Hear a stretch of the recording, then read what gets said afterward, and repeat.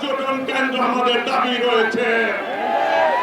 আর এই টাঙ্গাইলের ঢাকার পাশে টাঙ্গাইল, মাঝখানে গাজীপুর, টাঙ্গাইল পৌরসভা 18টি ওয়ার্ড অনেক বড়।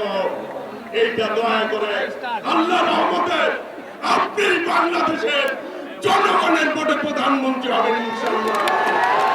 তবে এই টাঙ্গাইল পৌরসভাকে সিটি কর্পোরেশন ঘোষণার দাবি রয়েছে।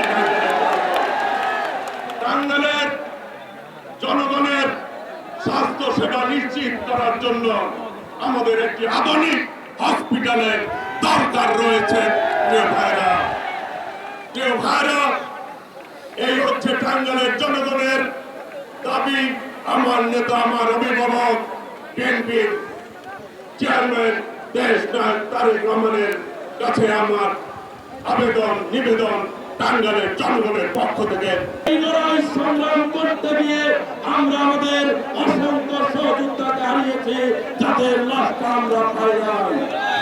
এই নির্বাচন অর্জন করতে গিয়ে আমরা লক্ষ লক্ষ নেতা কর্মী দিনের পর দিন কারা ভোট করেছি, বনে বাজারে ঘুমিয়েছি, আমরা শান্তিতে বসবাস করতে পারি না।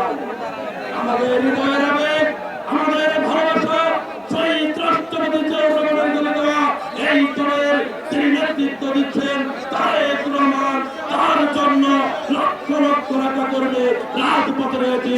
প্রয়োজনে জীবন দিয়ে আমরা লড়াই করে বিজয় অর্জন করব।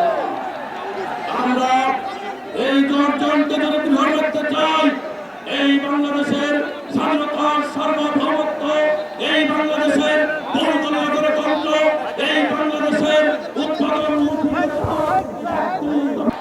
তারিখটা পেয়েছি।